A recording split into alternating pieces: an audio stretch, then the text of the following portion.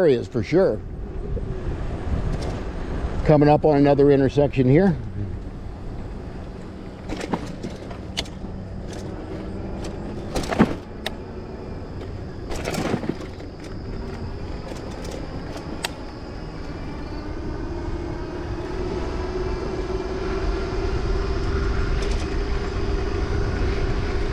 As you can see, I'm still doing about 18 mile an hour, and I'm still getting pedal assist 4. That's not the highest.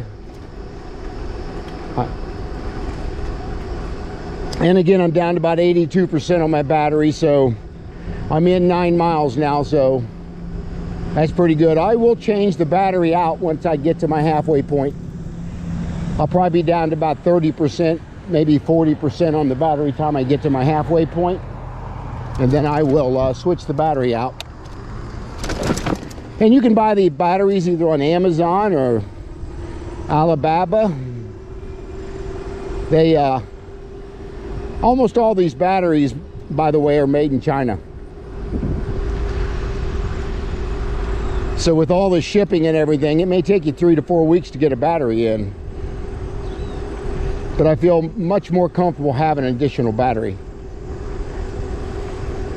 And one good thing about a rear hub motor that I have on both of my bikes, if you break a chain and you can't fix it when you're on the trail, you can just throttle your way home if you have to. But if you have a mid-drive motor, which really sits under the pedals, you can't do that. So that's why I like these rear hub motors on these bikes. Yeah, you can buy these now, probably starting point maybe $800, and they can go up to $5,000 to $6,000 now.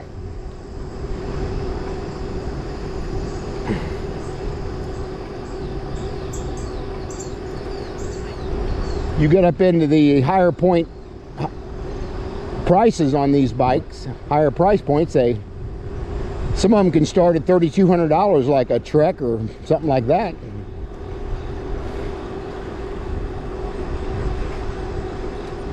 I didn't really want to invest that much money into an e-bike. The ones I have are doing just fine.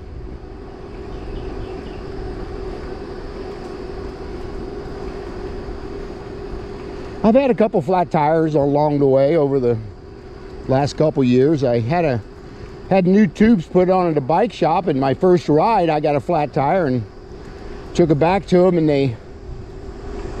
the new inner tube they put in didn't seat itself in the tire on the rim, so they fixed that for free for me.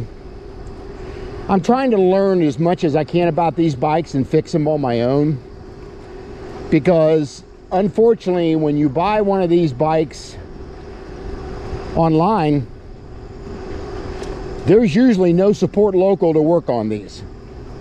Now they'll do mechanical stuff like brakes and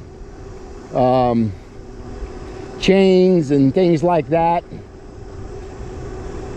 but if you get anything happen to that motor or anything electric, like into a controller, they won't touch it.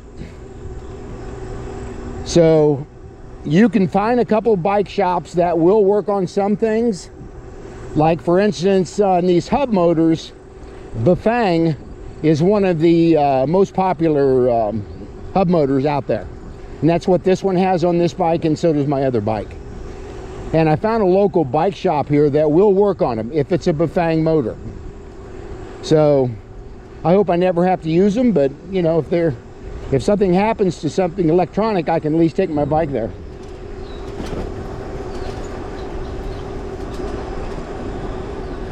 Crossing a river here.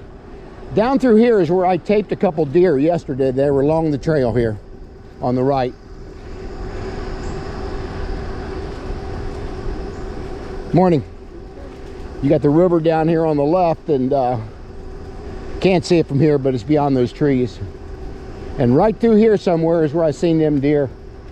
They were just sitting along the trail. Start to see probably a few more of them now we're heading into fall. heading closer to the rut, they call their mating season.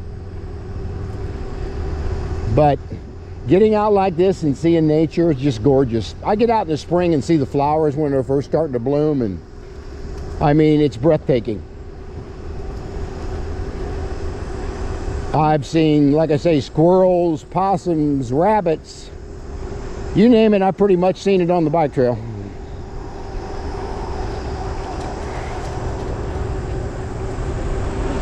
Now this little overpass here, the river's fairly close to here, so sometimes in the spring this will be flooded. You can't come through here.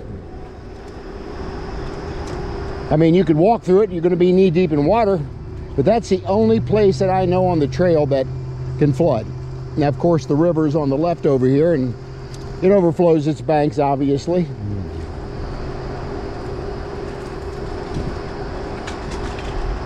But most of the time, the trails are maintained very well by the parks. Each county has their own park maintenance crew for these bike trails, and they cut the grass all the time, and they come by a lot in the fall when the leaves are all over the trail, and they'll blow them off. They got these great big blowers that they use on these.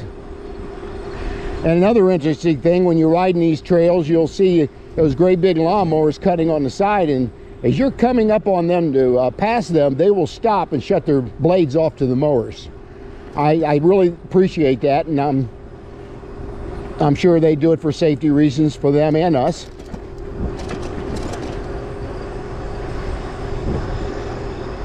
And coming up here on the left here, about another half a mile, we have a place called Killcare Speedway. It was built back in the 1940s, and you'll come by here a lot in the summertime, Thursday through Sunday, and boy, those cars are loud. They have of course they race against times, against each other, and they have most of the cars that they have that run are either going to be a dragster, or they'll be late 60s, 70s muscle cars, we call them, and you'll see a lot of them out here. And they have a little go-kart track up here that I've seen, see all little go-karts race on.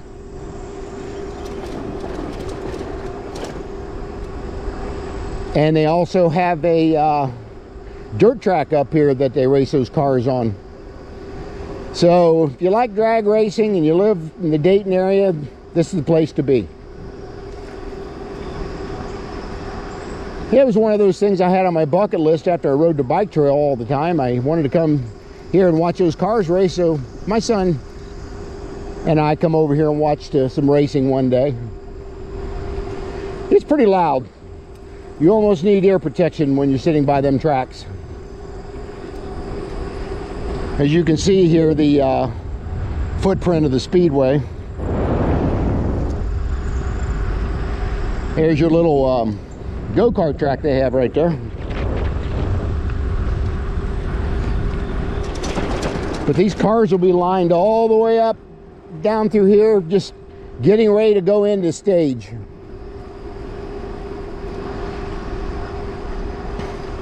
And a lot of times I'll stop along the trail up here with other bikes that do the same thing, and we'll watch them race here for a little while. It's free when you're on the bike trail. You don't even have to pay admission. But it's pretty loud. Of course, they don't race too much in the winter, but starting about March and April, they start their season.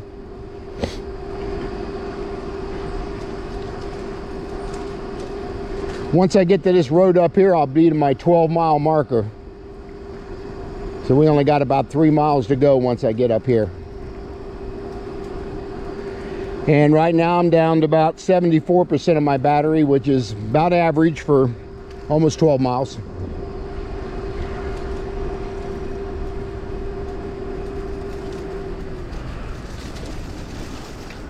Yeah, some of these roads you got to really be careful because of the angle they come at. As you can see, cars just fly by here pretty quick. I'm clear both ways now, so I'll cross.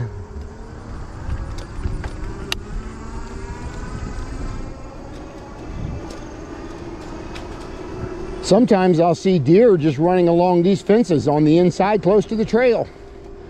And when you get up on them a little bit, they jump these fences, and it doesn't take them much to jump these little 5.5 foot fences or whatever they are. They can jump over them pretty much with ease. A lot of times you'll see the fence where it's been crushed down by trees. Yeah, funny story. Here a few years ago, my sister and I used to hike all the time. All the local hiking trails, and as we're walking along this river and just sitting there chatting, and all of a sudden this tree falls right behind us.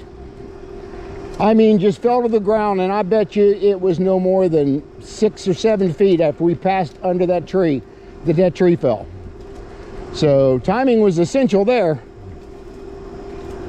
That's some of the stuff you really got to look for when you're out like this. I've come up on trees on this trail that just fell, that you either try to pick your bike up and go over it, or if it's a smaller tree, you can kind of just move it off to the side until the parks department get out there and chop it up.